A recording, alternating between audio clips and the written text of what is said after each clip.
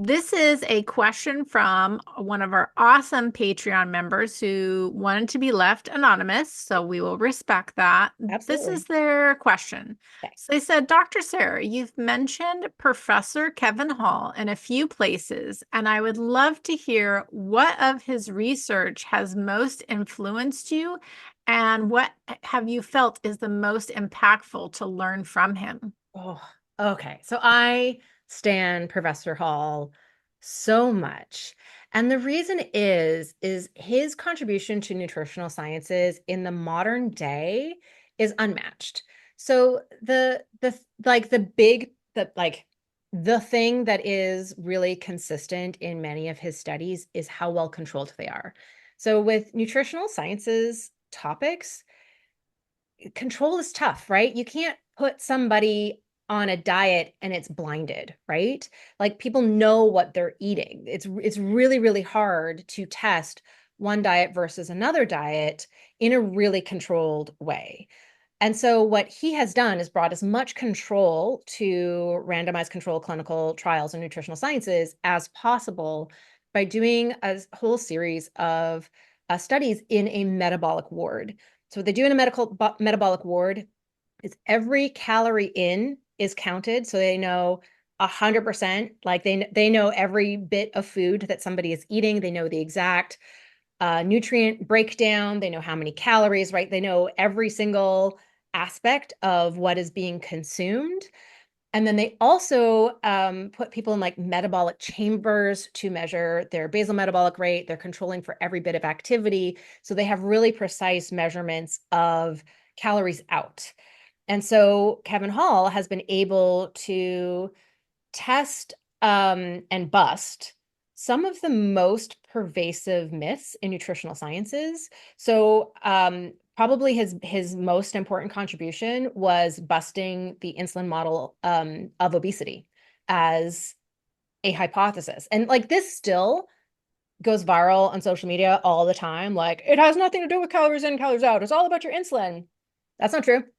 That's not it. And Professor Hall is the researcher who showed unequivocally that that's not true, that low carb and ketogenic diets do not give you any meaningful metabolic advantage. And in fact, when you calorie match a low carb or ketogenic diet to one that is moderate macronutrients, so moderate carbohydrate, moderate fat, moderate protein, you actually see that there's better protection of lean mass in the balanced macronutrient diets compared to the low carb or ketogenic diets. So they lose similar amounts of fat, but maintain more lean mass, which is a huge advantage because lean mass helps to preserve basal metabolic rate, and having more muscle mass is very protective against cardiometabolic health problems. So retaining lean mass is really important through weight loss, and you maintain lean mass better with balanced macronutrients compared to low carb or ketogenic diets because insulin is a really complicated hormone and it does a whole lot of really important things in our bodies beyond just shuttling glucose into cells. So you want insulin, like you don't want to be insulin resistant. That's also bad. Every time I say this thing is not true, people are like, but why did you say the opposite? Like, the truth is in the middle, guys. But yeah, that I think is his most important contribution. He was also the one who did the study with 83% of calories coming from ultra processed foods versus whole foods, and showed that the ultra processed foods like basically weren't as filling or as satiating. So people ate more and gained weight on a more ultra processed food diet compared to a more whole foods diet.